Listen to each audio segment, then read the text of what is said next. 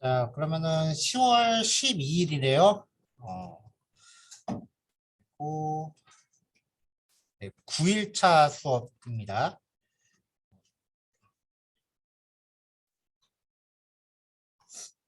자, 그러면 시작해 보도록 할게요.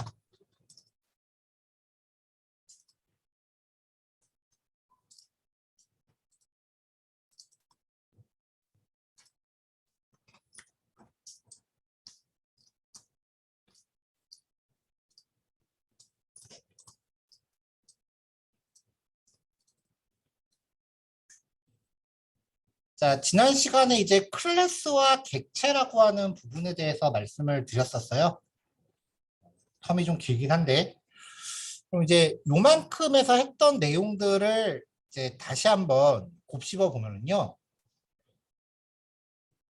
우리가 이제 프로그램 소스를 만들기 위해서 화면 공유가 아직 안 됐나요? 잠시만요. 아, 다른 화면에 있구나. 네, 됐습니다.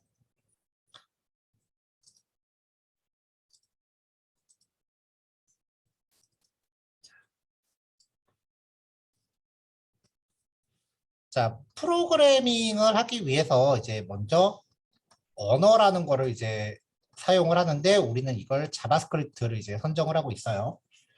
그럼 이걸로 이제 프로그래밍을 하기 위해서 제일 먼저 필요한 게 변수라고 하는 개념이에요. 이 변수를 가지고 이제 각종 연산을 수행하죠. 그래서 연산을 수행하기 위한 특수기호, 연산자라는 걸 받습니다. 그 다음에 이제 얘네들을 가지고 사용하는 코드의 흐름을 제어하기 위해서 조건문과 반복문이라는 걸 봤죠.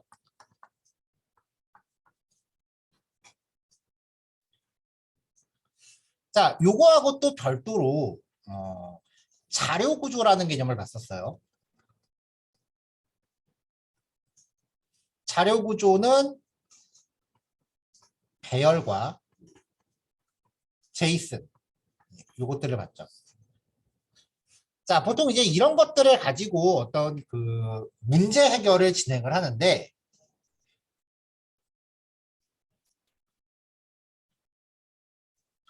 자, 이걸 가지고 이제 문제를 해결하는데요.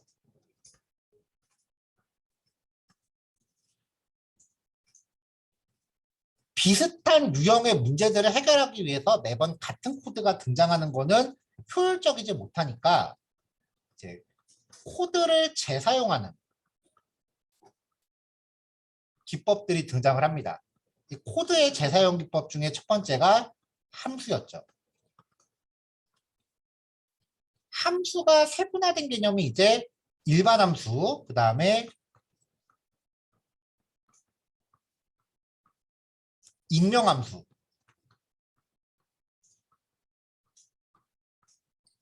그리고 화살표 함수, 마지막으로 콜백 함수라고 하는 개념이 있었어요.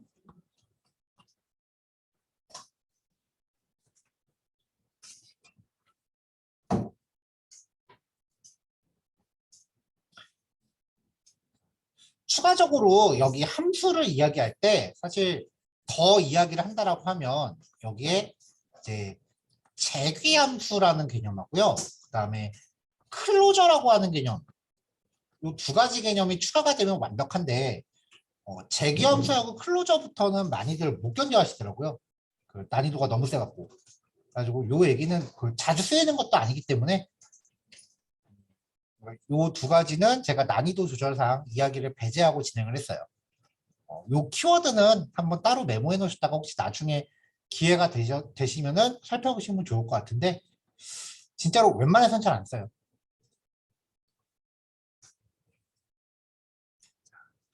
자, 이렇게 해서 이제 함수라고 하는 개념을 봤는데 함수에서 조금 더 개념이 업그레이드가 되면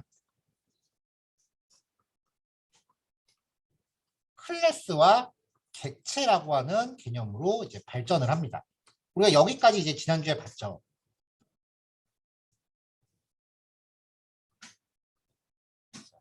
여기까지 진행되는 과정에서 이제 이 모든 내용을 하나의 소스 코드, 소스 파일에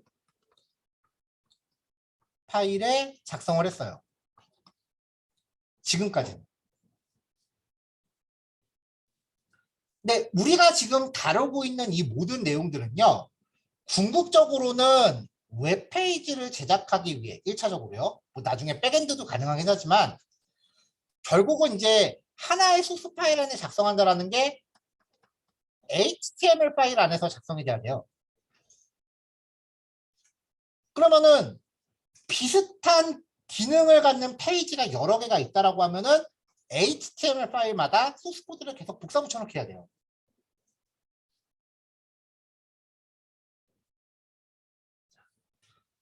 자, 그래서 하나의 소스 파일에 작성하는 요 형태에서 좀 더 발전을 하면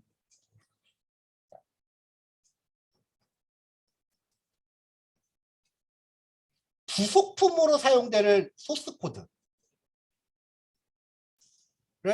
별도의 파일로 이렇게 분리를 합니다.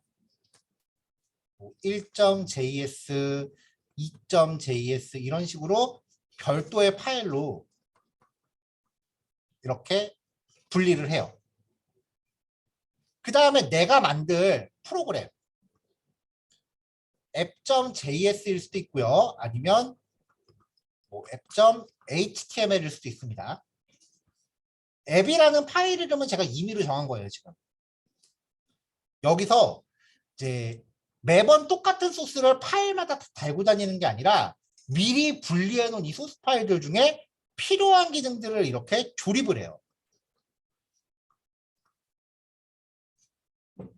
그럼 나중에 다른 HTML 파일을 또 만들 때는 또 이렇게 필요한 파일들을 조립하면은 매번 소스 코드를 복사 붙여넣기 하는 그 번거로움을 피할 수 있다라는 거죠. 자, 이런 식으로 지금 우리가 공부했던 이 기법들을 총동원해서 HTML을 만들 때 쓸 부속품으로서 만드는 파일을 우리가 모듈이라고 해요. 가장 쉽게 생각하는 거 하면 뭐냐면요. 그 HTML 작성할 때 CSS 파일 따로 빼시죠.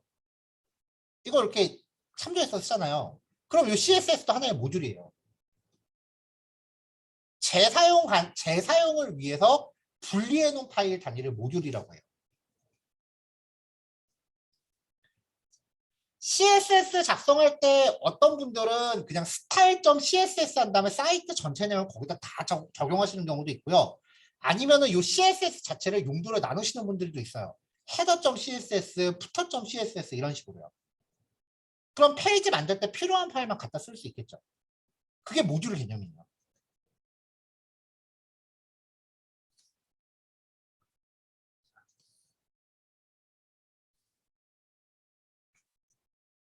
자, 요 화면은 이제 지울게요.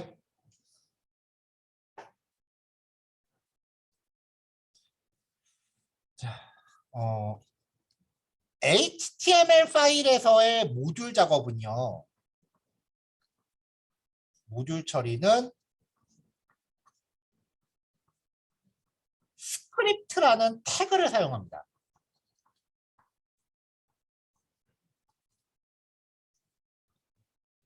이 스크립트 태그를 사용하는 방법은 14단원 이후에 소개를 해드릴 거예요.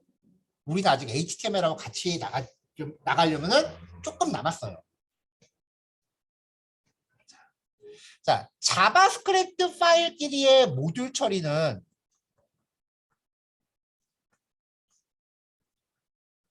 그 노드 같은 경우는 ES5 방식을 사용을 해요. 이게 require라고 하는 함수예요. require. 근데 리액트 같은 경우는 ES6 방식을 사용해요. import라고 하는 명령을 씁니다. 두 개가 방식이 다르니까 좀 헷갈려요. 근데 노드 같은 경우는 약간의 설정을 거치면 ES6도 지원을 합니다.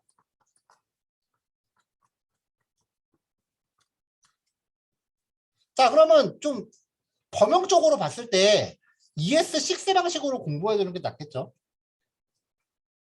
다행히 HTML도 ES6 방식을 지원합니다.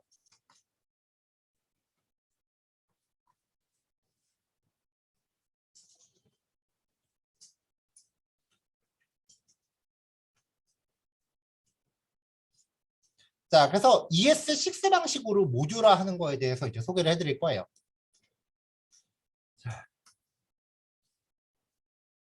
자, 오늘 예제는요, 파일이 하나로만 구성되지 않습니다.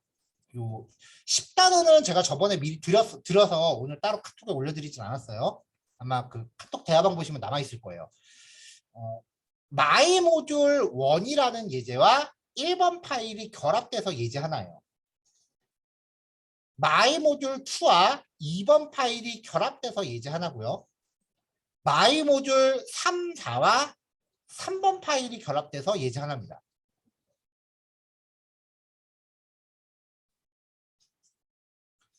자, 이런 부분에 대해서 이제 그 체킹을 하시면 되고요. 그리고 이제 모듈 파일을 이제 그러니까 하나의 자바스크립트 파일이 다른 자바스크립트 파일을 불러오는 거예요. 그러다 보니까 경로가 좀 등장을 해요. 뭐 어차피 다 같은 폴더 안에 있으니까 경로에 대해서 뭐 별로 그렇게 크게 염두하지 않으셔도 되는데, 가끔 이제 소스 파일 이름을 이제 임의로 정하신 다음에 실습할 때 코드에서는 제가 지금 작성한 그 경로 이름을 그냥 그대로 기입하셔서 그 에러가 나는 경우가 있어요. 그러니까 파일 이름을 따로 이제 변경을 하시게 되면은 나중에 소스 코드에서도 경로 명시할 때 체킹을 해주셔야 됩니다.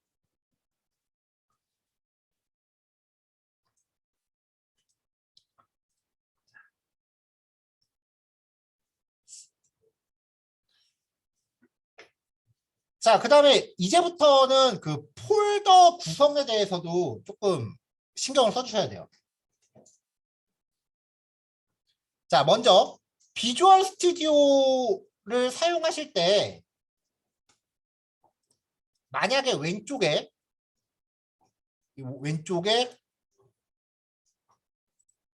그냥 이런 식으로 아직 폴더를 안 연 상태로 작업하시는 경우는 이제부터 모든 실습 예제 진행이 불가합니다.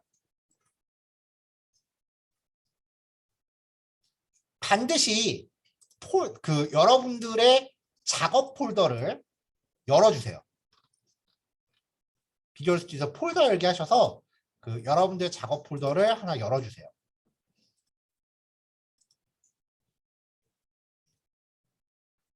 자, 그래서 작업 폴더 안에 이렇게 단원별로 폴더가 있게끔 하는 게 의도한 바고요.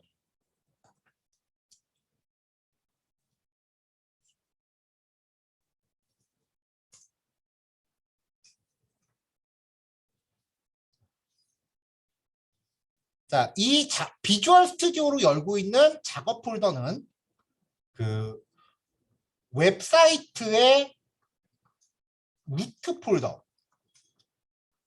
왜 FTP 같은 걸로 HTML 올리기 위해서 FTP 딱 접속하면 나오는 첫 번째 폴더. 그 폴더에 대응이 됩니다. 그러니까 만약에 단원별로 나는 폴더를 따로 열어서 작업한다라고 하시면 이제부터 진행할 작업을 매 폴더마다 다 하셔야 되기 때문에 좀 귀찮으실 거예요.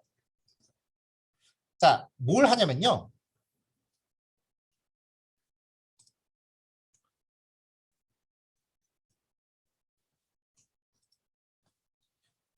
자, package.json이라는 파일을 만들어야 돼요. 저는 이미 만들어져 있으니까 만들어진 파일을 잠깐 다른 이름으로 바꿨고요.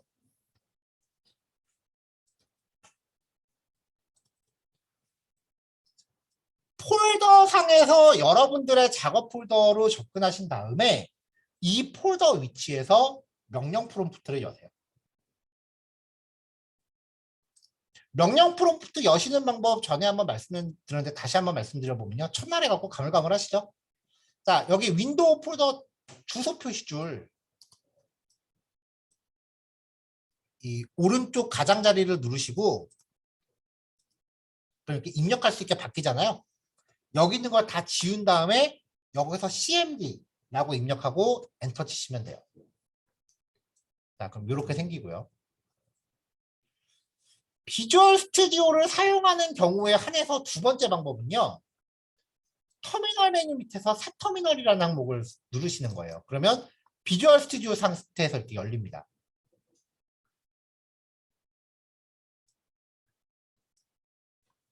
비주얼 스튜디오 상태에서 이렇게 열립니다. 이거는 맥이랑 윈도우 모두 공통이에요.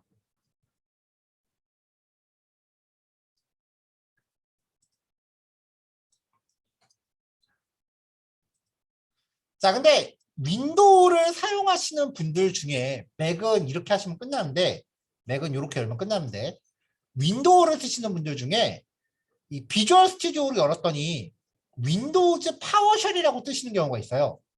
이 파워쉘은 명령 프롬프트랑 다른 프로그램이에요. 그래서 만약에 파워쉘이라고 뜨면은 얘를 명령 프롬프트로 바꾸셔야 돼요.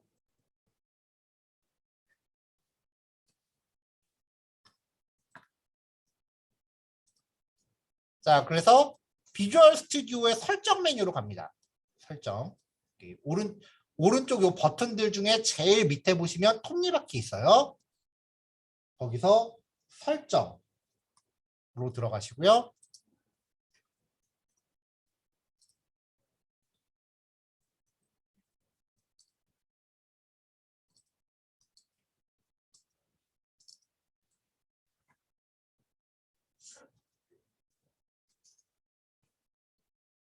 죄송합니다. 이거 설정이 아니에요. 제가 잘못 들었네요. 자, 여기 새 터미널 다시 열고요.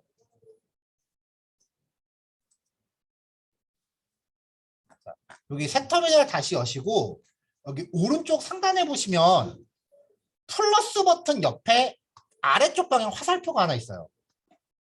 플러스 버튼 옆에 아래쪽 방향 화살표가 있는데 이걸 누르시고 터미널 설정 구성이라는 걸 누르세요.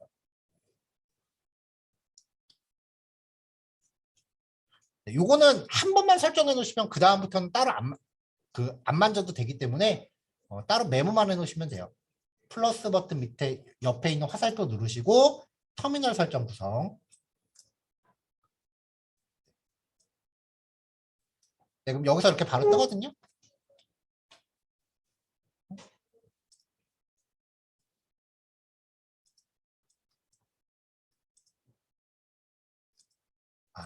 죄송합니다. 제가 말씀 잘못 드렸네요. 터미널 설정 구성 밑에 있는 기본 프로필 선택이요. 제가 좀 헷갈렸습니다. 자, 터미널 설정 구성 밑에 있는 기본 프로필 선택을 누르시면 이렇게 선택하는 게 떠요. 여기서 맨 위에 커맨드 프롬프트라는 거 누르시면 돼요. 요거 선택하시면 돼요. 자, 요 화살표 누르셔서 기본 프로필 선택 누르고 커맨드 프롬프트 요거 선택하시고 자, 그럼 여기 아래쪽에 터미널 창 뜬 거 닫았다가 다시 한번 열어볼게요. 새 터미널. 자, 그럼 이제 마이크로소프트 윈도우즈라고 뜨죠. 아까랑 화면이 바뀌었죠? 이제 명령 프롬프트가 뜬 겁니다. 요거랑 요 따로 명령 프롬프트랑 띄우는 거랑 똑같은 거예요.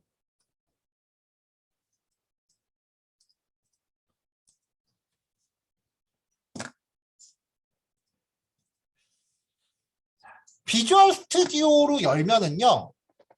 장점이 뭐냐면 내가 지금 비주얼 스튜디오를 열고 있는 그 작업 폴더에서 바로 시작할 수 있다는 거예요. 이건 맥도 마찬가지고요.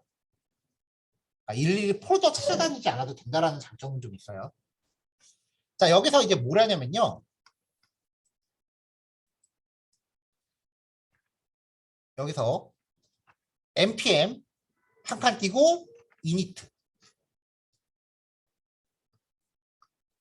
npm 한 칸 띄고 init 그 다음에 엔터 입력하시면 됩니다.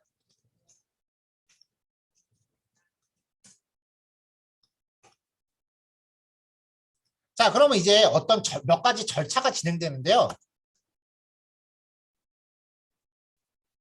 자, 처음에 프로그램 이름을 입력할, 패키지 네임, 요 전체 프로그램의 이름을 입력하라는 거예요. 패키지 네임을 입력하라고 이렇게 뜹니다. 이 프로그램의 전체 이름을 입력하라는 건데 따로 입력하지 않고 엔터 치시면 괄호 안에 있는 내용이 기본적으로 적용돼요. 그러니까 일일이 다 입력 안 하셔도 돼요. 나중에 따로 수정하실 수 있어요. 저도 지금은 그냥 엔터 칠게요. 버전 1.0.1, 1.0.0이래요. 이것도 그냥 엔터. 설명 이것도 엔터. 엔트리 포인트 그 시작 페이지의 파일 이름을 쓰라는데 이거는 백엔드일 때만 해당하지 우리는 해당 안 돼요. 그냥 엔터. 테스트 커맨드 이것도 백엔드일 때나 해당되지 우리 해당 안 돼요. 엔터. git 레파시토리 깃허브이라는 사이트를 연결했을 때 그 저장소 주소를 적으라는 건데 뭐 우리는 지금 깃허브하고는 그 연관 없이 하고 있으니까 그냥 엔터. 검색어 키워드 이것도 엔터. 작성자 이름 엔터. 그냥 다 엔터 치시면 돼요. 그러면은 일련의 제이슨이 한번 제시가 되는데요. 이게 맞습니까? 하고 물어봅니다. 또 엔터 치시면 돼요.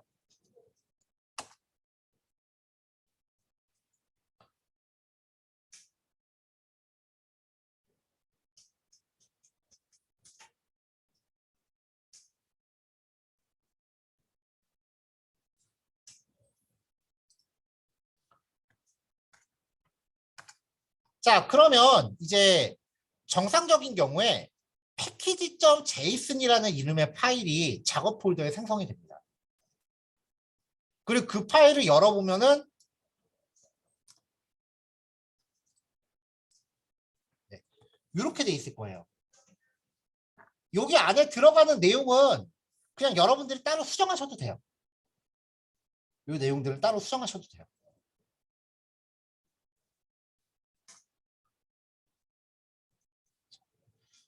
자, 그러니까 이제 npm init라고 하는 명령은 이 파일을 생성해주는 명령어인데 명령어 내리기가 귀찮다라고 하시면 그냥 이 내용을 패키지.json이라는 파일 이름으로 해서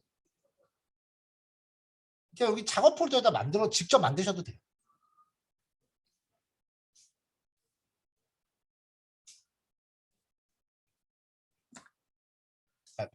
npm init라는 명령어를 쓰시건 아니면은 직접 이런 이름의 파일을 생성하시건 이 내용만 갖춰져 있으면 됩니다.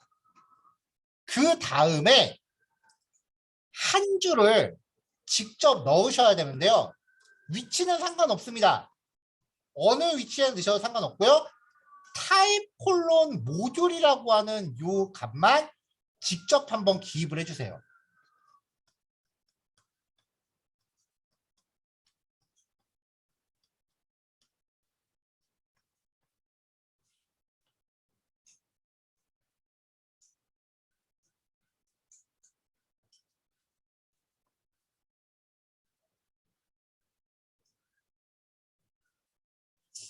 자, 이 패키지.json이라고 하는 게 이제 의존성 관리 파일이라고 하는데요.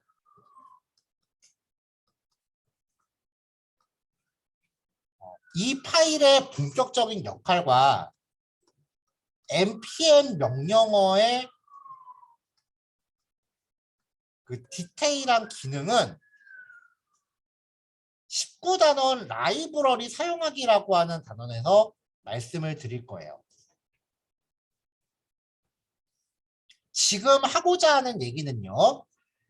패키지.json이 작업 폴더, 최상단 폴더에 위치하고 있으면서 타입 콜론 모듈이라는 값이 명시되어 있으면 이 하위에 있는 모든 소스 파일들이 ES6 모드로 실행이 됩니다.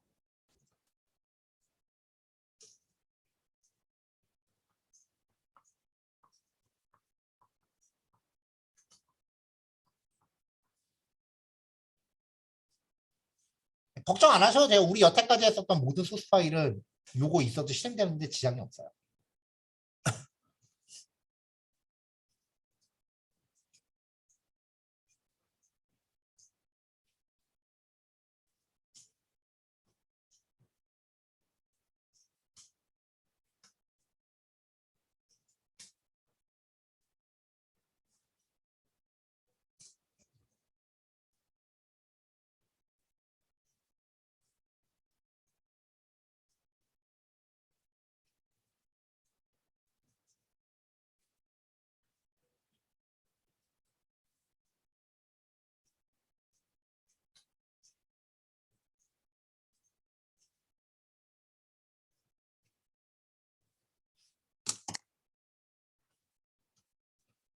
자, 그러면은 넘어갈게요.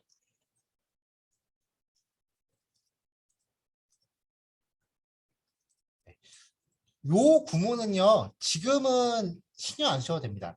19단원 내용이 지금 미리 들어가 있는 거라서요. 요거는 제가 19단원 하면서 나중에 따로 말씀을 드릴 거예요. 그러니까 jQuery 보신 분들은 사용하는 플러그인 이름 명시해 놓은 거라고 보시면 돼요.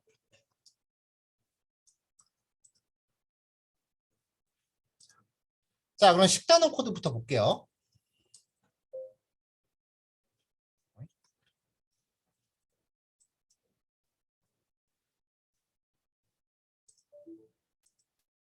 자, 한번 껐다 켜야겠습니다.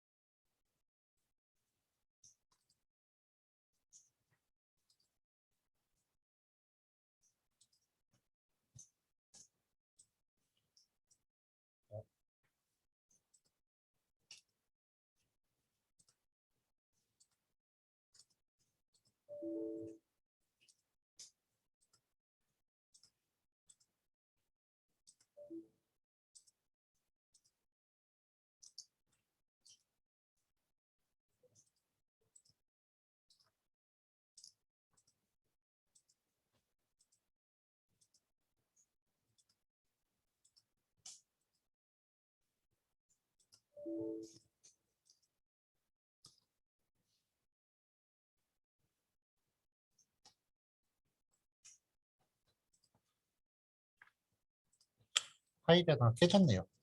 이것만 다시 만들어야겠어요.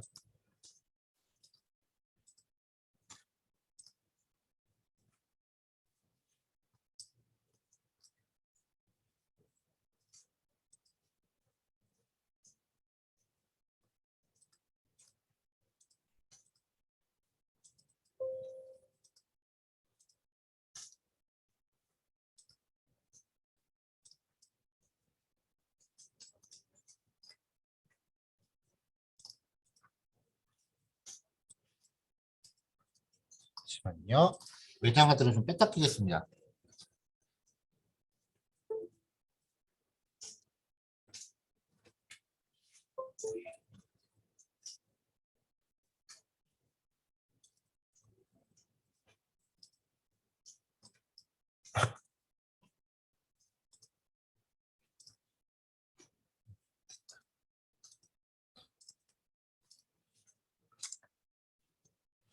자, 자, 그럼 이제 마이 모듈 1부터 시작할게요. 모듈 단어는 내용이 짧아요. 재사용하기 위해서 코드를 그룹핑하는 가장 만만한 형태는요, 함수입니다. 그래서 내가 자주 쓰는 기능들을 이렇게 함수 형태로 묶어 놓고요. 함수 형태로 만들어 놓고 my module 1.j겠습니다. 함수로 만들어 놓고 이 전체 파일 안에서 하나의 대표적인 기능만 내보내고자 할 때 export 내보낸다죠. 기본 값으로 이 helloworld라는 함수를 내보냅니다. 요거는 제가 아까 계속 npm init 명령어 말씀드린 그 내용이에요. 그러니까 별도의 자바스크립트 파일에서 helloworld라는 이름의 함수를 만들어 놓고 이 함수를 export 내보내게 한 거예요. 그러면 다른 자바스크립트 파일에서 어떻게 하느냐? 자, 이제 1번 use module 1.js입니다.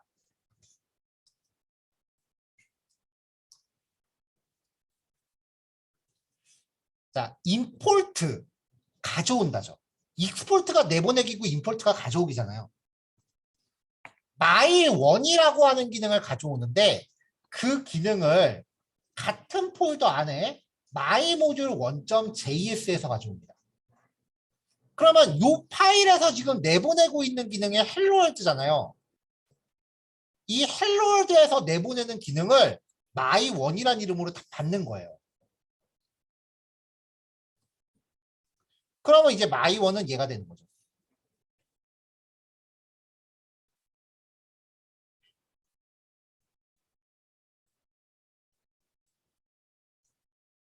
이게 결국 뭐냐면 우리 전에 함수 공부할 때 이런 거 했었어요. 함수 만들고 const my1은 hello world 이렇게 한 다음에 my1을 함수처럼 쓰는 거. 함수를 변수에 대입하는 거 전에 한번 봤었죠. 그거예요. 자, 다른 파일을 이제 이렇게 임포트 한다라고 해요. 임포트 할 때 주의하실 게요.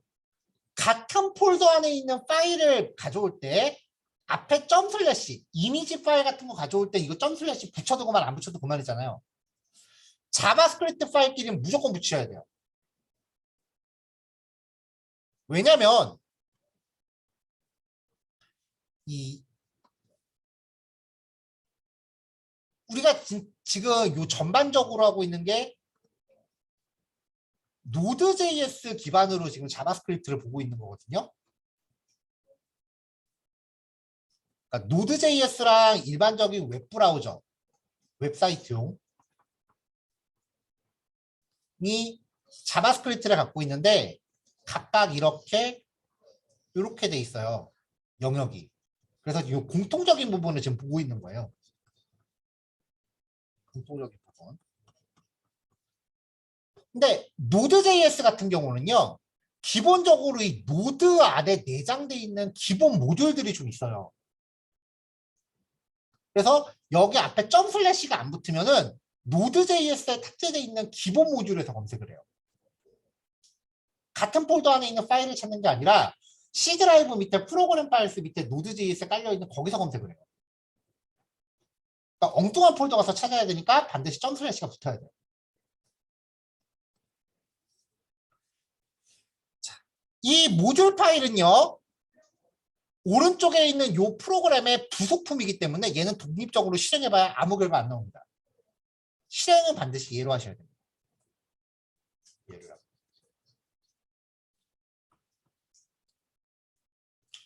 자, 그래서 1번 파일을 실행하면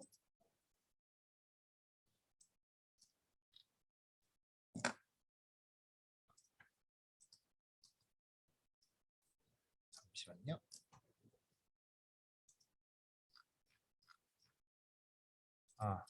패키지.json 이름 바꾸기.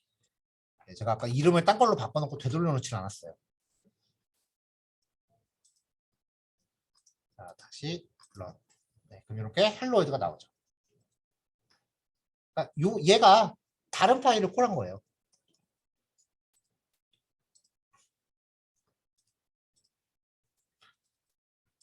자, 이제 2번 파일 볼게요. use myModule2와 그냥 myModule2입니다. 한꺼번에 여러 개의 기능을 내보내고자 할 때가 있어요. 꼴랑 기능 하나 만들어 놓고서 내보내면은 그 부속품 만들 때마다 계속 파일을 만들어야 된다라고 하면 몇십 개를 만들어야 될 거 아니에요. 그래서 여러 개의 기능을 파일 안에 이렇게 담아놓고 한꺼번에 내보내는 방법이 있어요. 자, 첫 번째 거는 일반 변수예요. 두 번째 거는 제이슨 객체예요. 세 번째 거는 함수입니다. 익명함수 스타일이죠. 네 번째 거는 제이슨인데 값과 함수입니다. 제이슨의 그 값으로 함수가 들어가는 경우도 있어요. jQuery 하신 분들은 많이 보셨을 거예요. 홈.포스트코드, 홈.어드레스, 홈.get어드레스 이렇게 돼요. 그리고 dis.postcode는 같은 JSON 안에 있는 다른 변수를 뜻합니다. 자, 그러니까 지금 여기 기능 1개, 2개, 3개, 4개인 거예요. 이 4개를 한꺼번에 내보낼 때는 익스포트, 디폴트가 없습니다. 여러 개를 내보낼 때는. 그리고 내보내고자 하는 기능을 중괄호로 붙입니다.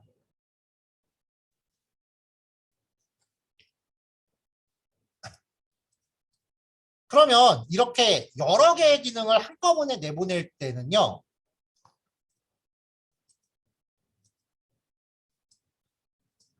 여러 개의 기능을 한꺼번에 내보낼 때는 import from 또 파일 경로 적어주시고요.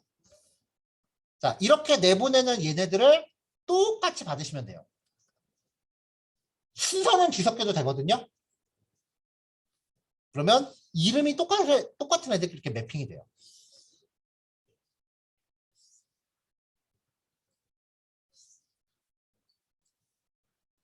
그러니까 다른 파일에 있는 기능을 그대로 받아 쓰는 거예요. name, 그럼 노드라는 값 나올 거고요. property, 요 제이슨 객체죠? 그럼 property.id와 property.type. 그 다음에 say 받아서 함수처럼 썼습니다. 얘는 여기 있죠? 이 함수죠. 여기서 헬로월드라고 출력될 거고요. 홈.포스트 코드 홈 받았잖아요.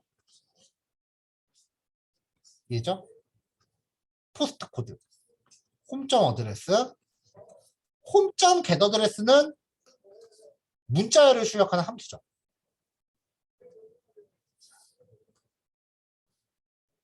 자, 다른 파일에 있는 기능들을 받을 때 항상 이걸 다 받으실 필요는 없고요. 나한테 필요한 것만 골라서 받으시면 돼요.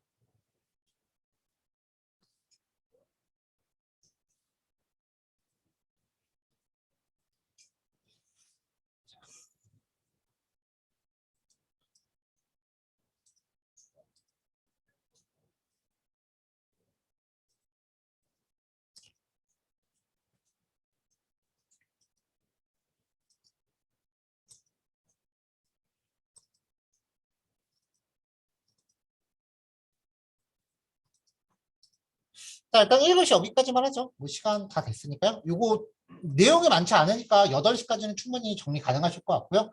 10분 쉬었다가 8시 10분에 이어서 하겠습니다.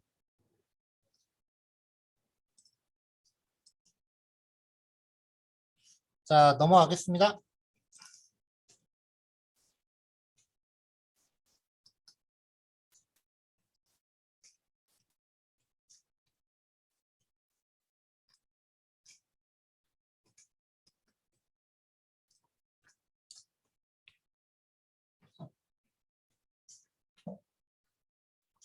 자, 이번에는 이제 클래스를 사용하는 경우입니다.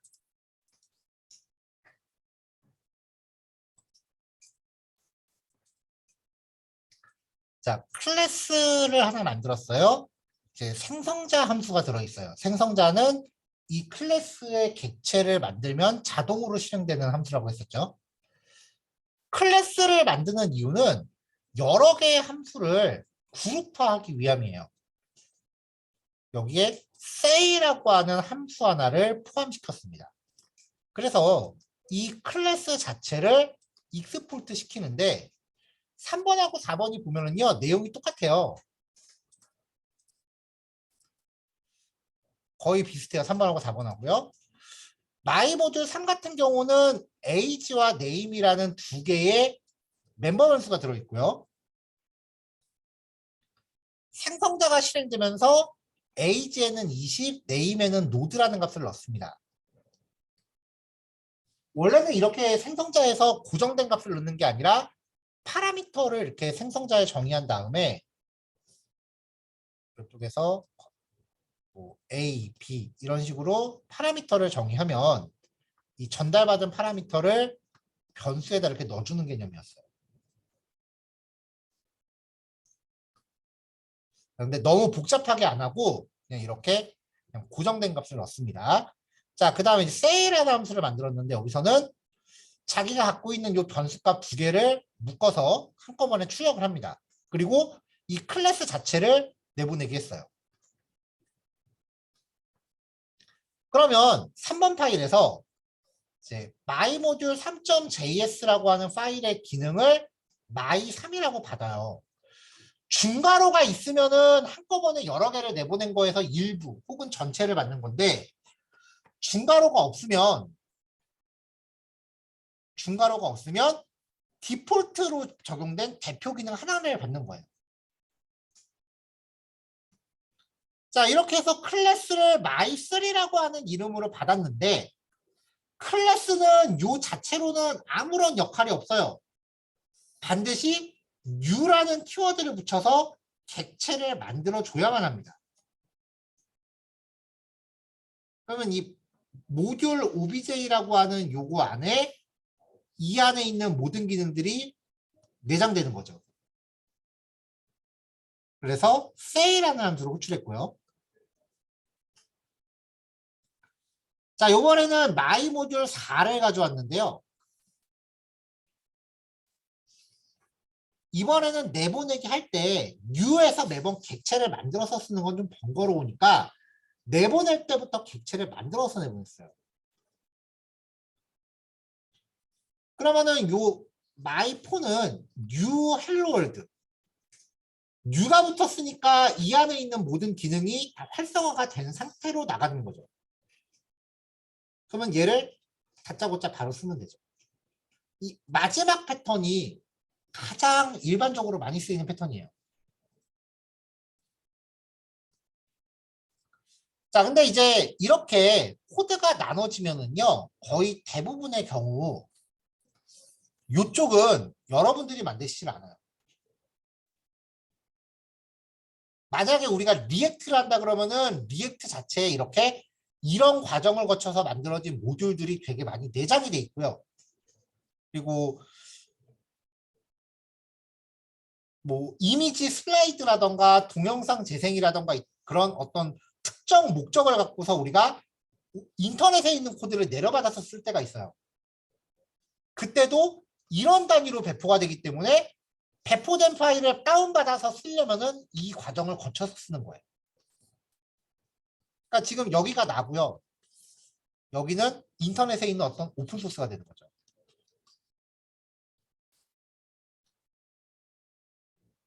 그러니까 이러한 과정을 거쳐서 코드들이 내보내지니까 우리는 그걸 받아서 쓴다라고 생각하시면 돼요. 물론 나중에 이제 프로그래밍이 능숙해지면은 직접 이런 모듈이라는 단위를 만들 때가 오긴 할 겁니다.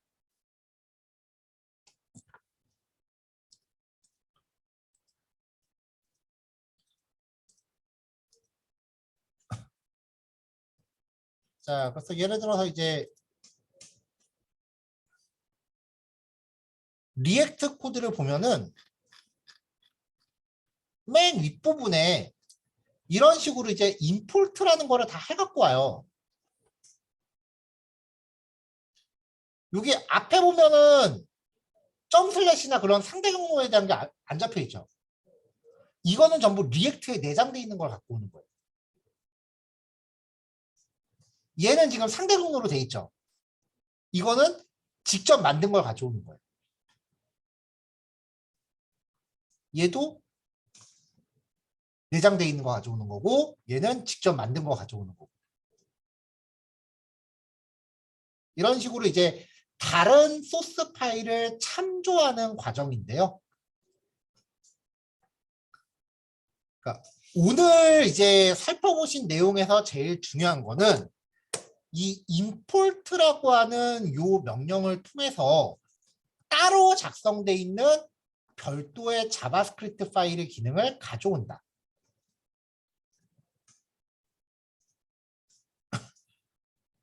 그리고 중괄호가 없는 경우는 이 모듈에서 내보내는 대표 기능 한 개를 이제 받아오는 거고요. 이때는 중괄호가 없으면 이때는 요 이름은 내가 직접 맘대로 잡아줘도 돼요.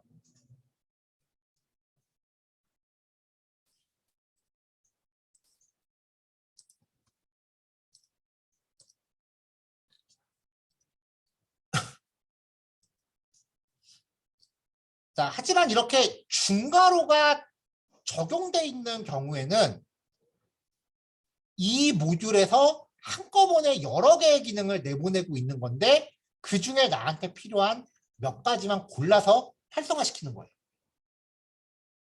그때는 이 안에 있는 이름하고 똑같이 맞춰줘야 돼요. 그 차이점만 구별하시고 이제 익숙해지는 거는 상위 과목 가시면 돼요.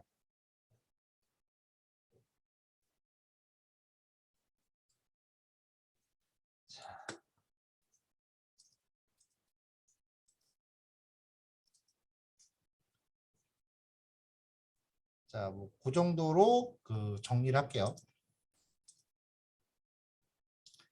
실제로 일반 HTML 작업하는 과정에서는 이거보다는 좀 더 심플합니다.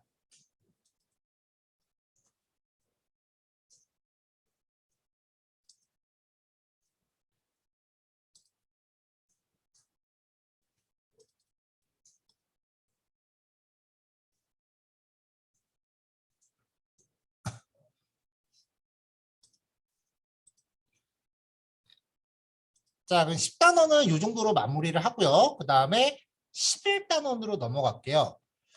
지금까지 우리가 그 자바스크립트라고 하는 프로그래밍 언어로 뭔가 어떤 문제를 해결하기 위한 코드를 작성하는 규칙들을 본 거예요. 그렇다고 해서 백지 상태에서 모든 기능을 일일이 다 만들어야 된다라고 하면은 그거 할 수 있는 사람 전 세계에 몇 명 안 돼요. 가령 예를 들어서 우리가 제일 많이 쓰는 게 콘솔.로그라고 하는 명령이죠.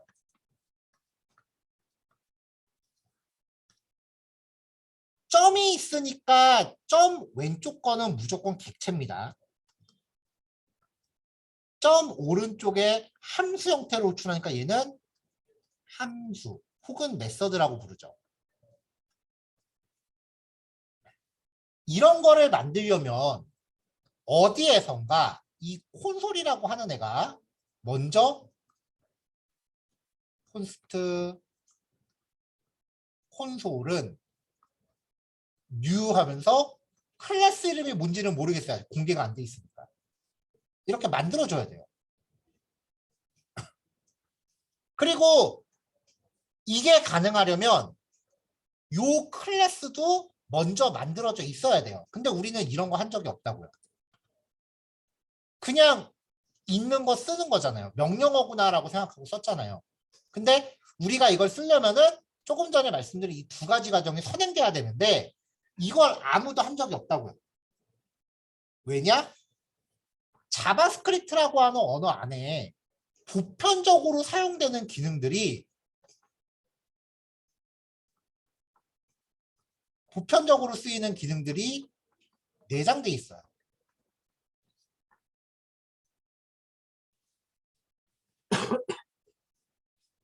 그게 함수 형태일 수도 있고 클래스 형태일 수도 있고 객체 형태일 수도 있어요. 가령 예를 들어서 날짜 처리를 하는 기능은 클래스 형태로 되어 있어요. 우리가 클래스를 직접 만들 필요는 없지만 클래스라는 것이 제공되면은 이거를 쓰기 위해서 우리는 U라고 하는 키워드로 뭔가 만들어야 된다. 그 정도 개념은 갖고 있어야 된다는 거죠. 그러니까 이제부터 슬슬 시작되는 본 게임을 위해서 여태까지 빌드업한 거예요. 자, 그래서 이제부터 내용들은요. 복잡하게 함수 만들고 그런 거는 없다시피 합니다. 그냥 만들어져 있는 걸 쓰는 겁니다. 그러니까 내용이 갑자기 단타로 바뀌어요. 함수 호출하면 돼요. 그럼 함수 호출할 때 우리는 파라미터는 뭐냐? 어떤 기능을 하냐? 그리고 미터는 과연 있느냐? 이런 것들만 정리하시면 돼요. 내부 구조 어떻게 되느냐? 저도 본 적이 없어요. 제가 자바스크립트를 창시한 본인은 아닙니다.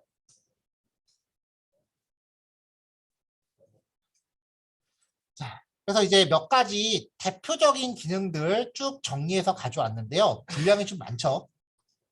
아마 오늘 다 안 끝날 수도 있습니다. 자, 11단원은 별도의 리드미 파일은 없습니다. 말 그대로 그냥 단타이기 때문에 어떤 함수 호출하면서 기능이 뭐다라는 것만 염두하고 가시면 돼요.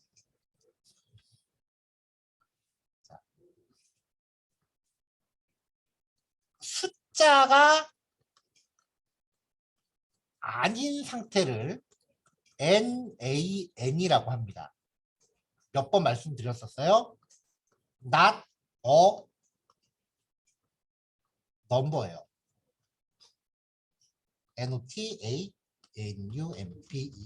네, not a number.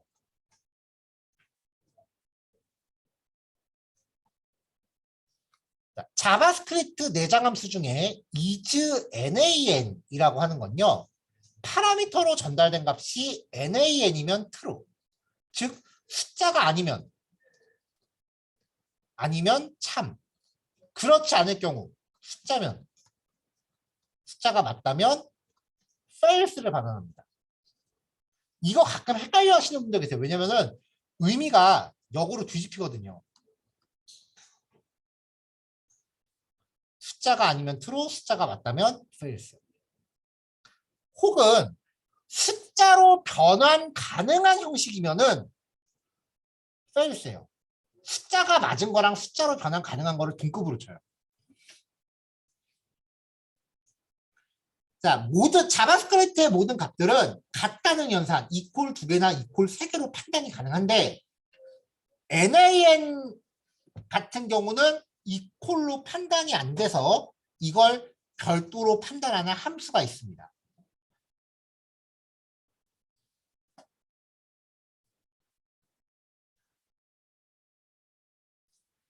자, nan이라는 값 자체를 놓고 검사를 해요.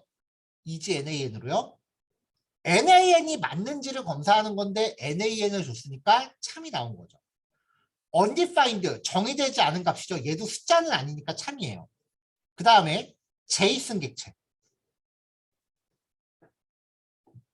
얘도 숫자는 아니니까 참이고요. 배열 자체도 숫자는 아니니까 참. 블라블라, 문장이죠. 얘도 숫자 아니니까 참. 1, 2, 3, ABC. 모습이 어떻건 간에 따옴표로 묶으면 무조건 숫자가 아닙니다. 그러니까 참. 자, 반면에 그 밑에 나오는 형식은요. 숫자가 맞거나 혹은 숫자와 호환 가능하다고 판단합니다. 이게 되게 헷갈려요. 그래서 이거를 정리가 잘 안 돼서 여기 때문에 오작동하게 만드시는 경우 되게 많아요. 자, isNan true. 얘는 숫자가 맞다고 판단을 해요. 참은 숫자로 변환할 경우에 1로 판단되고요. 거짓은 숫자로 판단하면 0으로 판단해요. 빈값도 0으로 환산됩니다. 37은 대놓고 숫자죠. 따옴표로 감싸져 있어도 따옴표로 벗겼을 때 온전한 숫자면 호환이 된다고 판단합니다. 37.37 이것도 숫자 마찬가지죠. 자, 빈 문자열 따옴표를 열자마자 닫아버리는 거예요. 이거는 0으로 판단해요. 띄어쓰기만 있는 경우도 0으로 판단해요. 이게 좀 헷갈릴 수 있어요. 위에 거는 뭐 금방 잊어버리신다고 해도 얘네들이 실제 숫자와 호환 가능하다라는 거는 기억을 하셔야 돼요. 안 그러면 자바스크립트 코드가 굉장히 고달퍼집니다.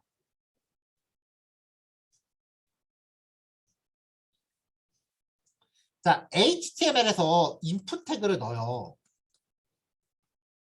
인풋 태그 2개를 넣어요.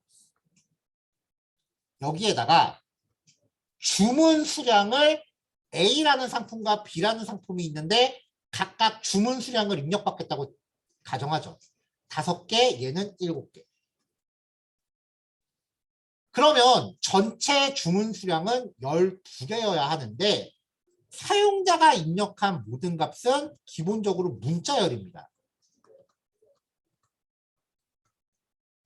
따옴표를 감싸서 생각을 해요. 문자열끼리 더하면 연결이죠.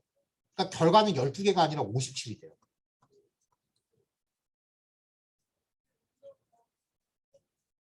그래서 얘를 따옴표를 벗겨내는 작업을 해줘야 되는데 만약에 사용자가 여기다가 숫자 5를 입력 안 하고 한글로 5라고 입력했다면 이걸 따옴표를 벗겨서 더하라 그러면은 얘는 숫자가 아니기 때문에 에러 나요. 그러니까 먼저 이걸로 NaN인지 아닌지 검사를 해야죠. 자, 5라고 하는 글자는 이거 자체가 숫자는 아니잖아요. 그럼 얘는 이지 NaN으로 판단했을 때 true죠. 숫자가 아니면 참이라 그랬잖아요. 그때는 입력을 잘못했다라고 사용자한테 알려줘야 돼요. 만약에 fails가 떴다. fails가 떴다라는 거는 이 자체가 숫자이거나 따옴표를 벗겨냈을 때 숫자와 호환이 된다는 얘기입니다. 이렇게 입력하면은 fails가 나오겠죠. 그러면 따옴표를 벗겨내고 더하면 됩니다. 그럼 따옴표는 어떻게 벗겨내느냐? 두 가지가 있습니다. 첫 번째는 false 플로트입니다. 전달된 내용을요, 따옴표 벗기고 부동소 점수, 실수 형태로 리턴합니다. 변환할 수 없으면 NaN이 리턴됩니다. 3.14, 얘는 따옴표 벗길 것도 없으니까 그냥 그대로 3.14 나옵니다. 얘는 따옴표 벗겼을 때 3.14 나옵니다. 엑셀 같은 거 쓰시다가 이렇게 생긴 거 보시는 경우 있으실 거예요. 컴퓨터가 감당하기 힘들 정도로 큰 값이면 이렇게 나와요. 근데 이거 별거 아니고요. 소수점 방향을 뜻해요. 이게 원래 그 지수라는 건데 우리가 어렸을 때 수학에서 배운 지수 표현하고 이건 과학적 표기법이라고 해서 방식이 좀 달라요. 자, 314라고 하면은 소수점이 여기 있다고 봐야 되죠. 거기서 2가 마이너스 2니까 마이너스일 때는 왼쪽이에요. 왼쪽으로 두 칸 갈아요. 소수점 왼쪽으로 두 칸. 3.14예요. 자, 0.0314에 2에 플러스 2. 2는 대소문자 안 가립니다. 플러스는 오른쪽이에요. 0.0314에서 소수점 오른쪽으로 두 칸이에요. 하나, 둘, 또 3.14죠. 요건 전부 3.14입니다. 지금 말씀드린 거는 엑셀 하면서도 똑같아요.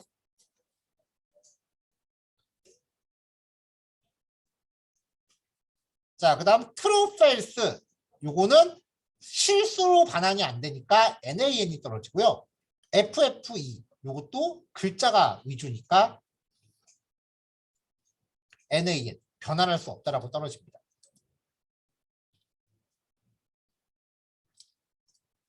소수점을 표현하는 경우는 이렇게만 하고 끝나는데 정수 표현 같은 경우는요.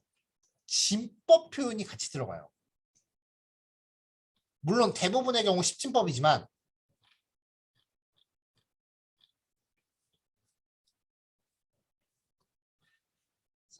false int입니다. 전달된 파라미터를요. 십진 정수로 변환합니다. 변환할 수 없으면 NaN이고요. 두 번째 파라미터는 value가 어떤 진법인지를 알려주는 거예요. 따로 명시하지 않으면 얘 자체를 십진법으로 인식해요.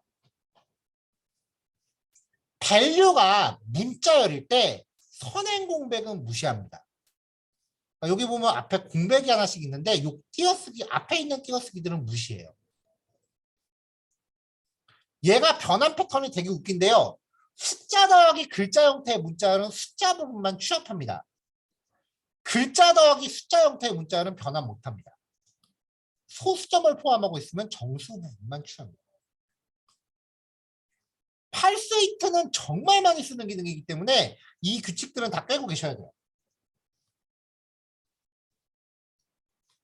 자, 99.9% 십진법만 다루겠지만 그래도 오늘 아니면 따로 볼 날이 없을 테니까 한번 개념만 정리해보죠. 십진법은 숫자가 10개로 이루어진 거예요. 0, 1, 2, 3, 4, 5, 6, 7, 8, 9. 그 다음이 10이에요. 16진법은 숫자가 16개인 거예요. 0부터 F까지. 그 다음이 10이에요.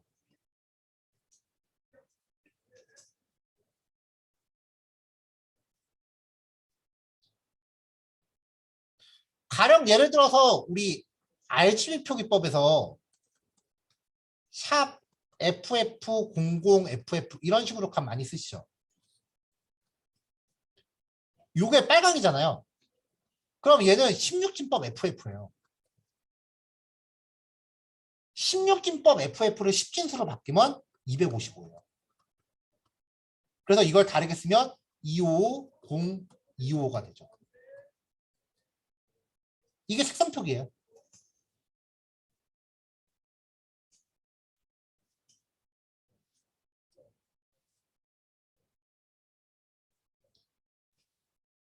그래서 보통 JPG는 보통 65,000 컬러를 기본으로 하는데 GIF는 표현할 수 있는 색상수가 256 컬러밖에 안 되잖아요.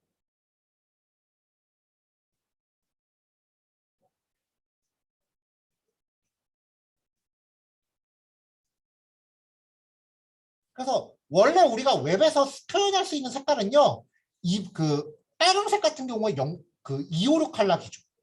보통 256 컬러라고 하는 게 진짜 색깔이 256개라는 게 아니라 RGB가 각각 256개씩이라는 겁니다. 그래픽 전공하신 분들은 아마 가실 때 말 나온 게 조금 더 해보면요. 요즘 포토샵은 그 기능이 없는 것 같은데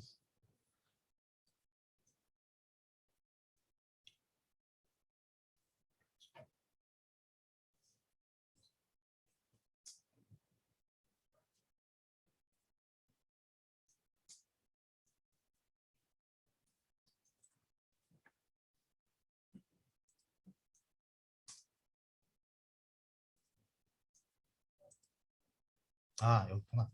자, 보통 색깔 할 때 이렇게 고르시죠. 만약에 웹사이트 만드시는 거면 이렇게 백날 만들어봐야 이거 색깔 다 인식 못해요. 웹사이트. 어차피 표현할 수 있는 색깔 범위를 벗어나요. 색상 코드 값이 0부터 255 사이라고 말씀드렸잖아요.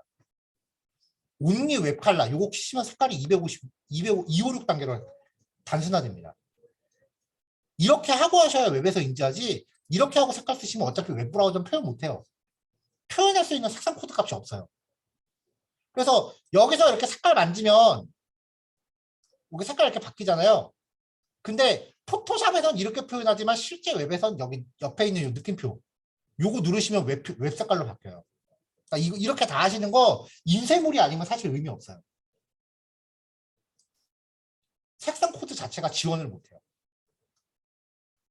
이게 65,000 컬러 기반이잖아요. 근데 256 컬러밖에 지원을 못하니까. 16진법은 색상 코드랑 연관돼서 한 번만 생각하시면 두 번 다시 보실 일이 없어요. 그리고 색깔을 어차피 되게 복잡하게 만들면 이게 웹브라우저를 거쳐서 렌더링 되는 과정에서 256 컬러로 바뀌어서 나와요.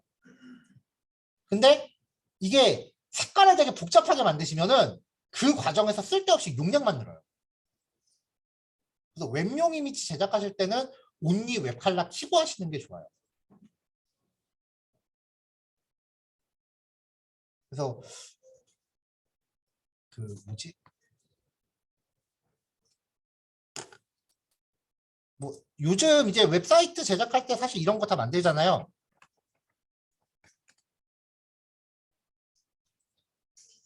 그래서 색 사이트에서 사용할 이 컬러 팔레트 같은 거 이런 거 잡고 시작하는 경우 많잖아요. 색상 테마 같은 거. 근데 요즘 디자인 하시는 경우에는 제가 색상 팔레트를 개인적으로 갖고 계시는 걸 못 봤는데 예전 2000년도 초반에 작업하시던 분들은 자기만의 고유 색상 팔레트를 갖고 계셨어요. 그러니까 포토샵 팔레트 다 날려버리고 그냥 자기가 만든 개인 팔레트를 따로 켜요.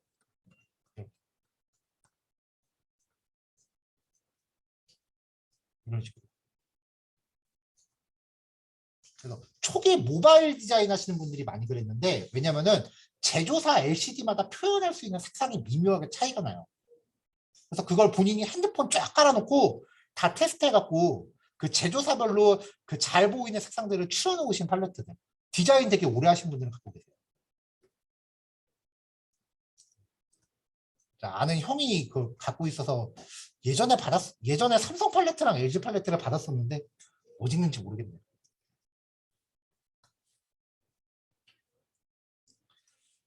자, 뭐 이렇게 있을 때요. 그러면 이제 팔스 인트 16진수를 표현할 때 그냥 12라고 하면은 10진법 12, 16진수 12, 그 다음에 8진법 12.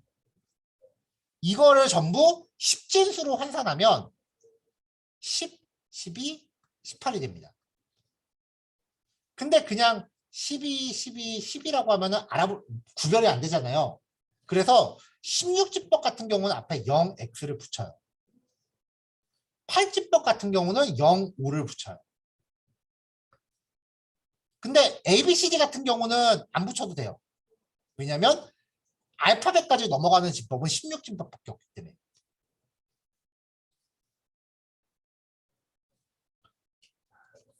자, 앞에 오는 공백은 무시한다 그랬죠?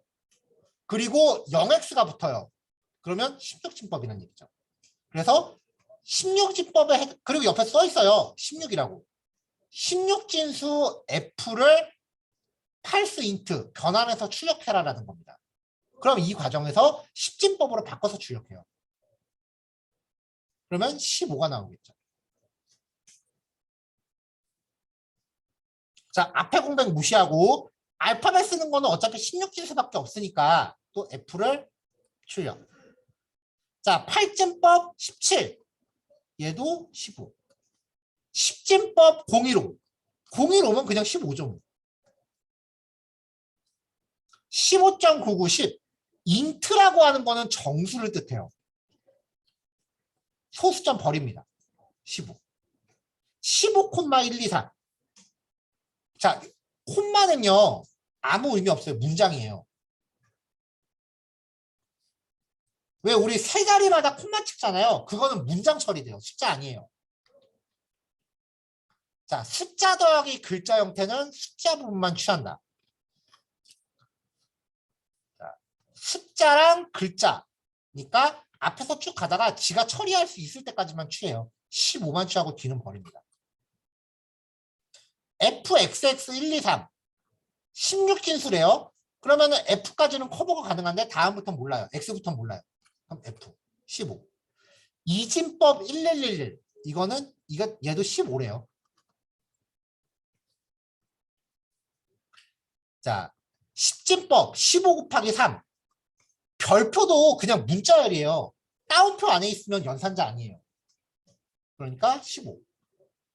자, 10진법 15, 2, 2 알파벳 2는 10진법에 포함되어 있지 않죠?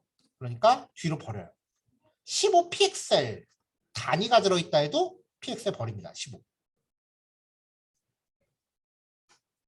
그러니까 팔스 인트는 여기 뒤에 있는 진법을 고려해서 앞에 거를 10진수로 환산하는데 요게 두 번째 값이 없으면 다 10진법으로 이해해요. 자, 다 10진법이라고 하면 알파벳 들어가 있으면 일단 다 에러. 다 못 바꿔요. 얘는 17, 15. 소수점 버리고 15, 얘도 15. 얘는 못 바꿔요. F부터 이해 못하니까요. 얘도 10이라고 하면은 그냥 1111. 얘는 15, 15, 15.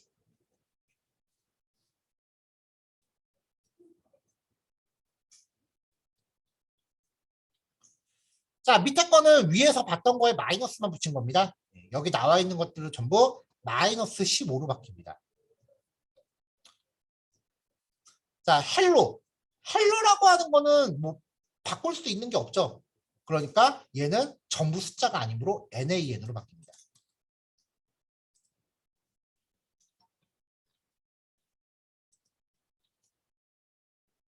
다른 표현법은 뭐 굳이 기억 안 하셔도 되지만 10진법으로 명시된 경우에는 결과가 어떻게 나오는지는 체크하고 가셔야 돼요.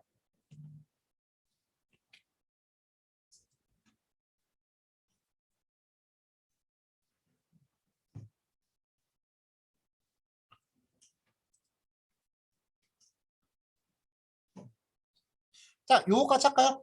네, 마찬가지로 9시까지 체크하시고요. 1, 2, 3번은 굳이 타이핑 안 해보셔도 될 것 같아요. 한 번씩 쭉 보시면서 제가 말씀드린 것처럼 다시 한번 해석만 해보시면 될 것 같고요. 9시까지 내용 체크하시고 10분 쉬었다가 9시 10분에 뵙겠습니다.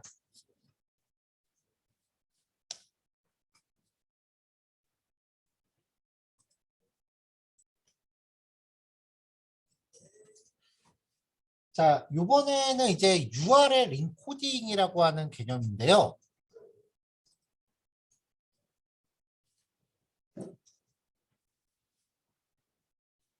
자, 먼저 뭘 하나 보여드릴게요.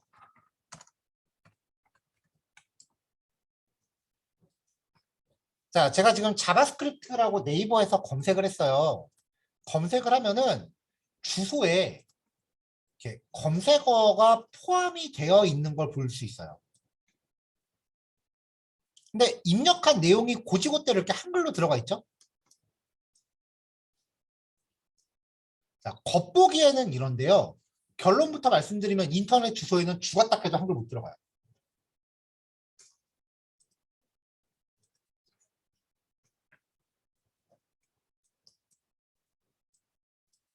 자, 얘를 복사해서요.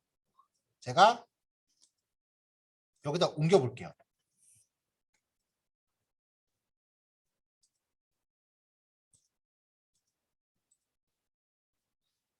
자, 옮기고 나면요. 아까 브라우저에서 한글로 나왔던 부분이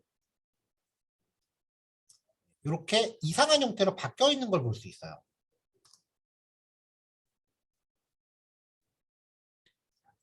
자, 이거를 URL 인코딩이라고 합니다.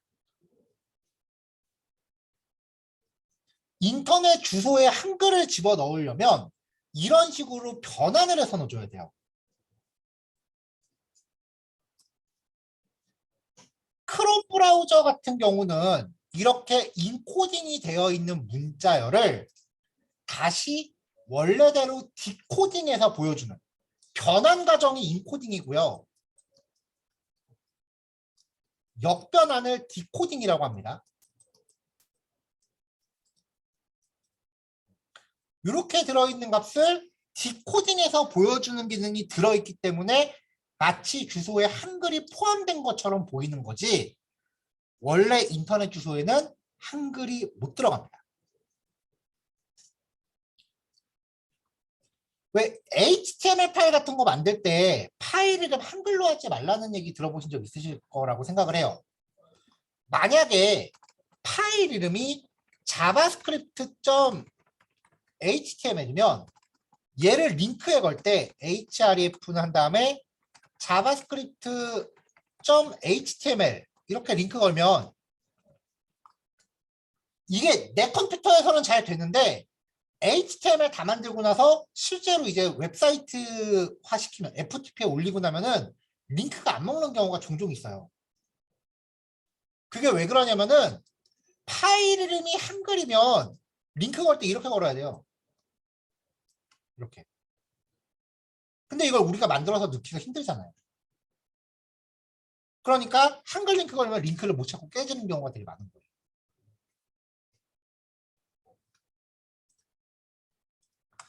자, 인코드 URI라고 하는 함수는요. 파라미터로 전달된 문자를 아까 그 확인했던 것처럼 URL에 포함시키기에 적절한 형태로 변환해 줍니다. 인코딩하지 않는 문자는 알파벳, 숫자, 그리고 여기 표시된 특수 문자들입니다. 그래서 이런 식으로 링크 거는 건 잘못된 거고 이렇게 링크 거는 게 올바른 경우예요.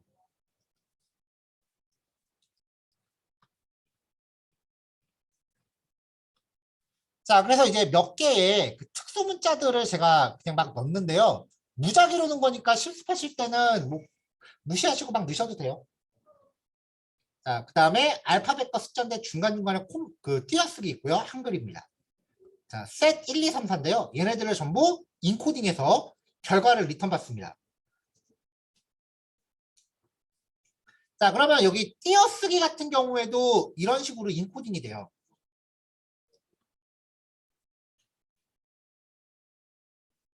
자, 이렇게 해서 ENC 1, 2, 3, 4를 출력해 보면은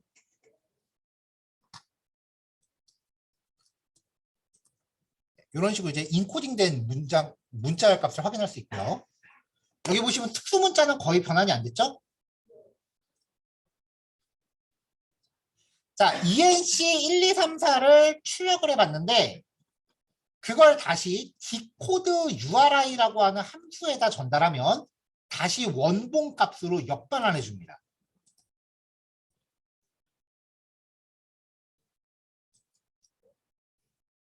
자, 근데 인코드 URI 함수 같은 경우는 조금 옛날 거예요. 그래서 특수문자 처리가 좀 안 되는 경우가 있어요. 그래서 이런 거를 보완해서 나중에 최신 기능으로 나온 게 최신이라고 해봐야 거의 10년 넘었어요. 인코드 URI 컴포넌트라는 함수예요. 얘네들은 진짜 몇몇 개 특수한 기능이 있는 경우를 제외하고는 특수문자까지 전부 바꿔줍니다. 그래서 아까랑 똑같은 값을 함수만 바꿔서 인코딩하고 그 결과값을 다시 디코딩했습니다. 여기 보시면은 얘네들은 그냥 그대로 들어가는데 위에 것들은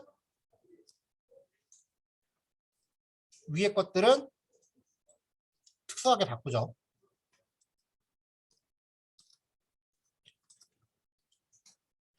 자, 요 두 가지 예제에 대해서 결론을 말씀드리면요. 그냥 무조건 인코드 URI 컴포넌트 요거만 쓰세요. 그리고 영어랑 숫자 이외의 내용이 있으면 무조건 인코딩 거세요. 링크 같은 걸 걸어야 될 때.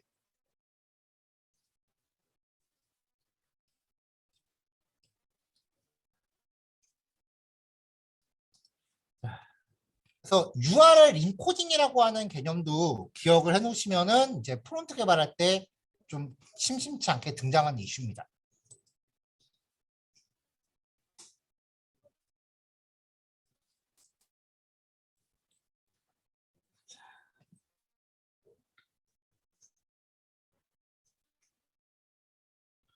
자, 1번부터 5번까지는요. 1번부터 5번까지는 그 잊어먹을 만하면 한 번 나오는 애들이에요. 그래서 일일이 외우기에는 좀 부담되는데 그렇다고 그냥 모른 척하고 넘어가자면 되게 찝찝한 애들인데 6번부터 15번까지는 시도 때도 없이 나오는 애들이에요. 네, 오늘은 시간 관계상 아마 많이 해봐야 8번까지일 겁니다. 14번, 15번 같은 경우는 진짜 싹 다 그냥 구구단 외우듯이 다다다 외우셔야 되는 게 이제 14번, 15번은요. 자, 일단 진행할게요. set timeout. 어떤 함수를 실행하는데요. 어떤 함수를 실행하는데 걔를 특정 시간 후에 실행하도록 예약을 합니다. 그러니까 딜레이 기능이에요. 어떤 함수를 즉시 실행하는 게 아니라 지정된 시간만큼 대기 탔다가 실행을 해요. 자, 근데 중요한 게 set timeout 이후의 처리 로직들은 그 함수의 실행 여부랑 상관없이 즉시 실행됩니다. 요거 기억하시는 게 되게 중요해요. 일단 코드 한번 볼게요.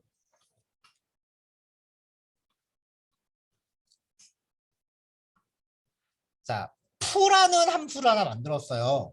9구단 2단을 출력한 함수입니다. 자, 그 다음에 set timeout이라는 자바스크립트 내장 기능을 사용하면서 이 푸 함수를 걸어요. 그리고 그 뒤에 시간을 전달하는데 이 시간은 1000분의 1초 단위입니다. 그러니까 1000이라고 기록하면은 1초예요.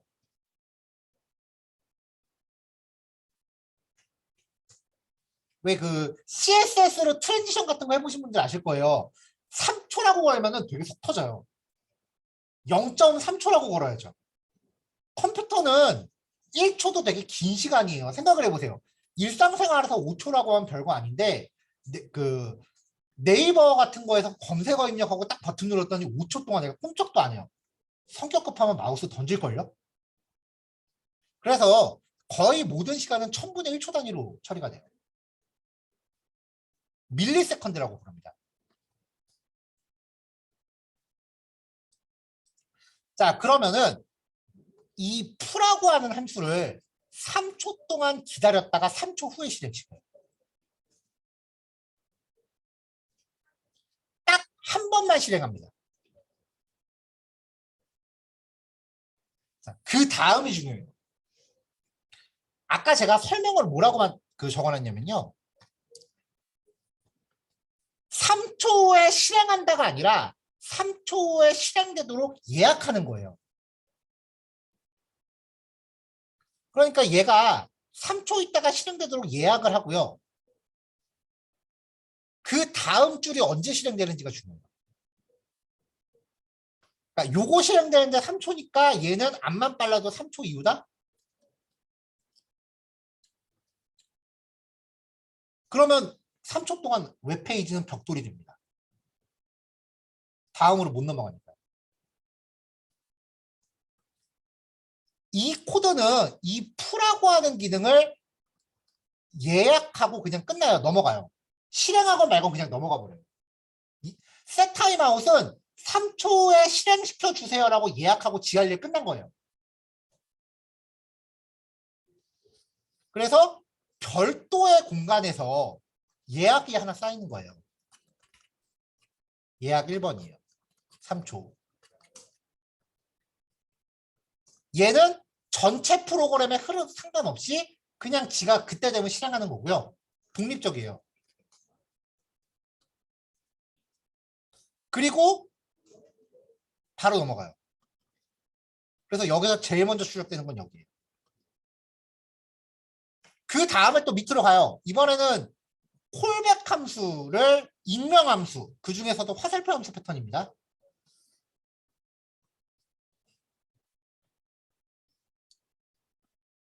자, 함수 이름을 이렇게 넣는 거면 이름 빼고 그냥 알맹이만 이렇게 바로 집어넣을 수 있다라고 우리 얘기했었잖아요. 이걸 콜백 함수라고 불렀죠.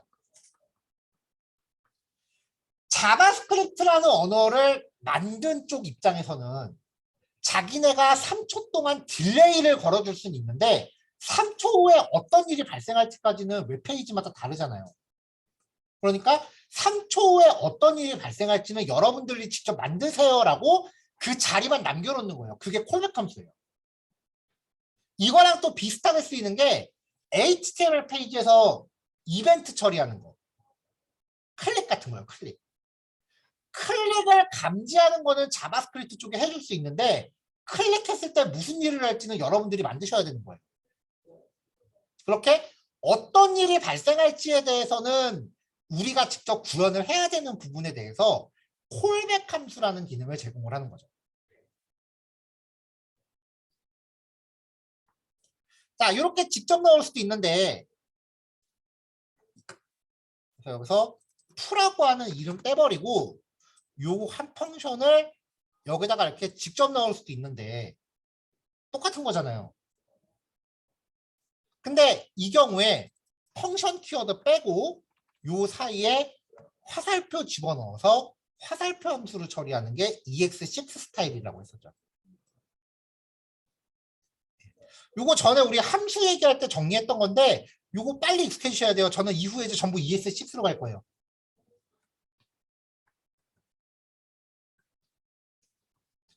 자, 그래서 얘입니다. 자, 얘가 3초 후 얘는 즉시 실행했어요.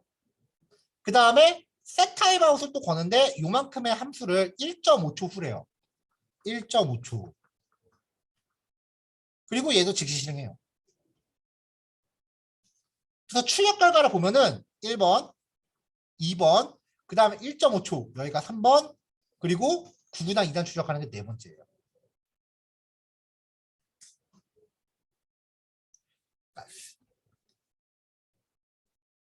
프로그램의 전반적인 흐름은 그냥 예약이 됐구나 라는 것만 인지하고 그냥 계속 넘어가는 겁니다.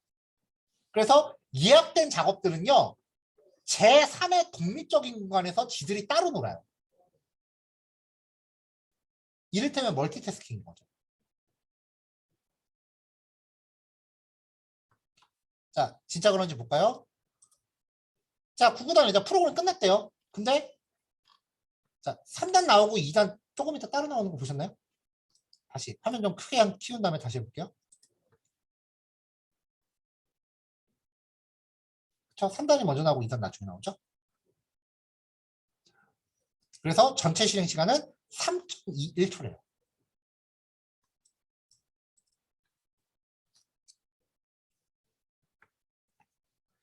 자, 이렇게 어떤 함수를 전체 흐름과 상관없이 독립적으로 실행시키는 이러한 처리 기법을 비동기 처리라고 합니다.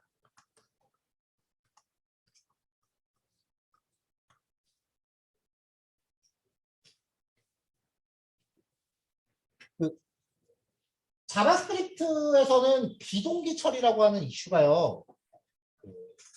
딱 두 가지 케이스로 나눠져 있어요. 첫 번째 케이스는 요 set 타임아웃하고 요 다음에 나오는 set 인터벌 둘 다 시간과 관련된 거예요. 지정된 시간 후에 작업을 실행하도록 예약을 하거나 아니면 여기서 요 함수 set 타임아웃만 set 인터벌로 바꾸면요.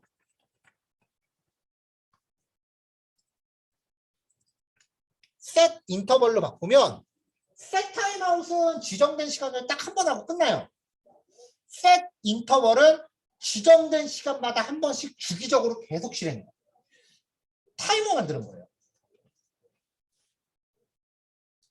이렇게 해놓고 실행하면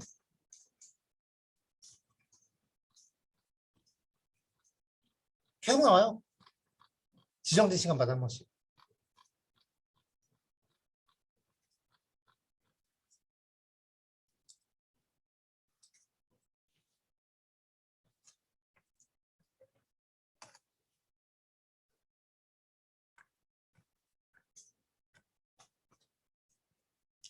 그 set 인터벌 같은 경우에 이제 어디서 쓰는지 보냐면요.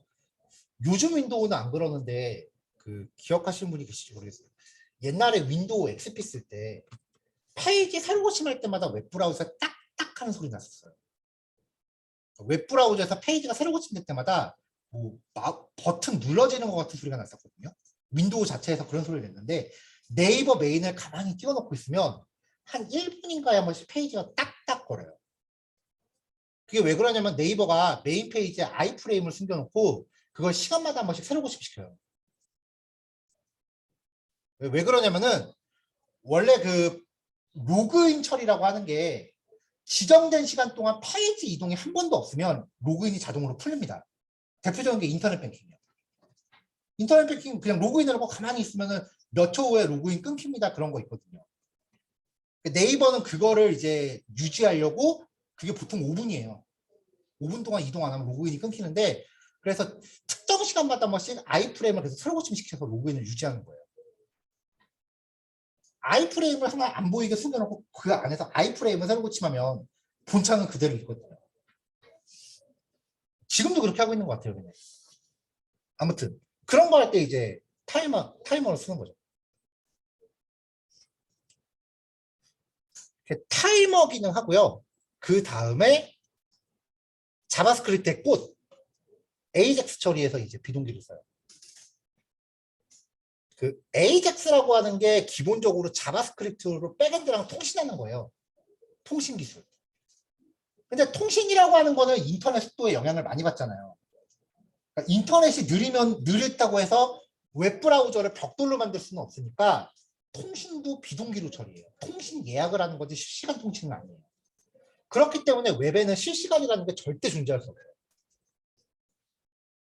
웹이 실시간처럼 보이는 거는 타이머로 1초에 한 번씩 계속 리프레시를 시키는 거지 절대 실시간은 없습니다. 웹은요. 그래서 가장 그 잘못 생각하는 경우가 웹페이지에서 채팅하는 거예요. 그건 웹의 범주를 벗어난 거예요. 기술. 물론 맘먹으면은 자바스크립트로도 구현은 가능하지만 그 원리상 웹의 원리는 아니에요.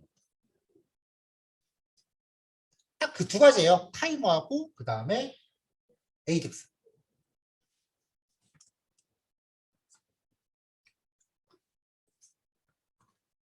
자, 근데 이게 이제 콜백 함수로 이루어지기 때문에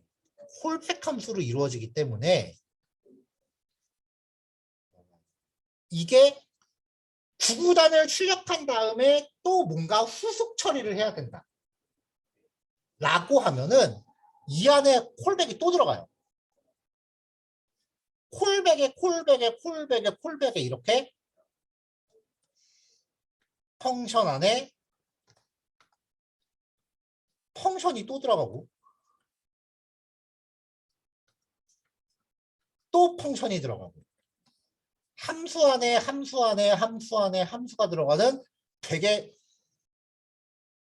복잡스러운 코드가 만들어져요. 이게 이제 자바스크립트 비동기 처리의 특징이에요.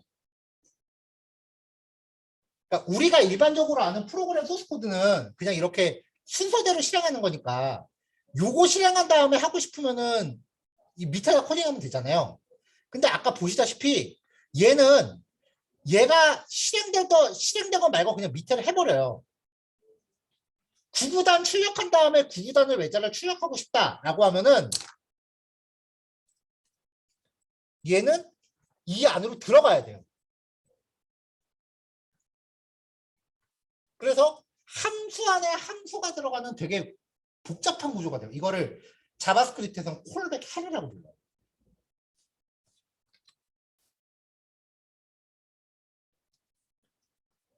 콜백 헬. 헬게이트 할 때 해요. 실제로 공식 용어입니다. 그래서 이 콜백 헬에서 탈피하려고 EX6에서 나온 게 프로미스라고 하는 기법이고요. 이것도 사실 만만치 않게 복잡해서 여기에서 한 번 더 발전돼서 EX7에서 나온 게 에이싱크 어웨이트라고 하는 기법이에요. 이게 현재 자바스크립트 문법의 끝판왕입니다. 요거를 이제 그 14단원에서 정리하려고 제가 준비를 하고 있는데 되게 어려워요.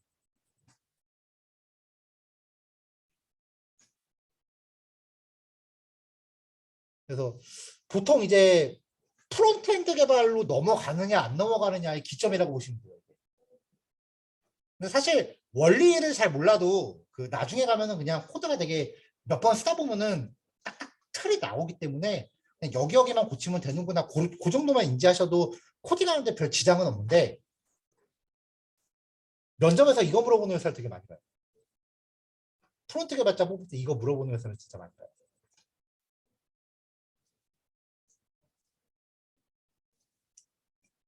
타이머 같은 경우는 뭐 후속 처리를 할 것까지는 없기 때문에 보통 그냥 이렇게 콜프로 처리합니다. 근데 AJAX는 나중에 좀 그게 좀 복잡하게 나와요.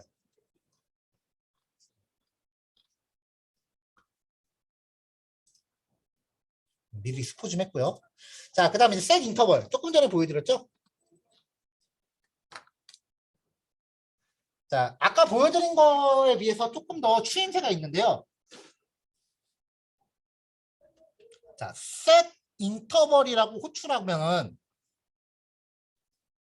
이 콜백 함수를 얘는 3초에 한 번씩 반복 실행합니다.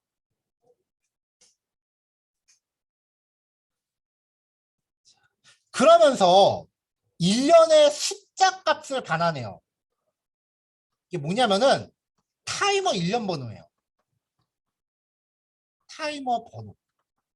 보통 이제 타이머 아이디라고 불러요. 몇 번 타이머가 생성되었습니다. 뭐 그런 개념으로 생각하시면 될 것 같아요. 자, 그럼 얘는요. 이제 요 콜백 함수를 3초에 한 번씩 실행하는데 바깥에 카운트 1이라는 변수를 하나 만들었습니다. 블록 바깥에 있는 변수는 블록 안으로 자유롭게 침투가 되죠. 그래서 이 카운트 1은 타이머가 도는 동안 자연스럽게 들어옵니다. 1 증가했어요. 1. 그래서 첫 번째 자동 실행. 이품은 5 아니니까 건너가요. 이런 식으로 3초에 한 번씩 실행하면 얘가 계속 올라갈 거 아니에요. 다 5까지 올라가겠죠. 그럼 얘가 5가 된 순간 아까 반환받았던 이 타이머 아이디 얘도 블록 밖에 있는 변수니까 안으로 들어와요. 얘를 사용해서 클리어 인터벌한테 주면은 얘가 1번이라고 쳤을 때 1번 타이머 종료가 되는 거예요.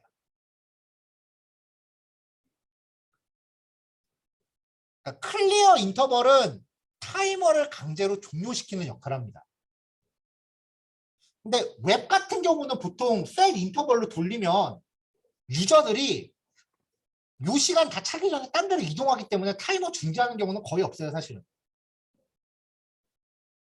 페이지를 넘어가 버리지 말지. 자, 밑에서도요. 똑같이 동작하는데 얘는 변수 두 번째로 해서 10번 실행하면은 종료돼요. 근데 1초에 한 번씩이에요.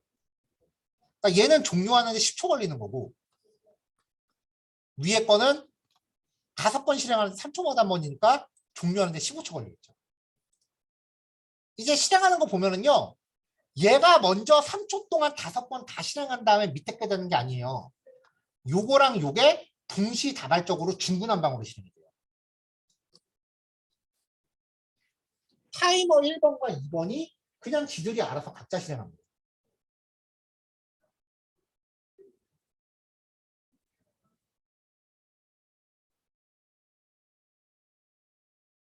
그렇죠? 이런 식으로 이제 함수 여러 개가 서로 독립적으로 실행되게끔 하는 거를 비동기 처리라고 해요.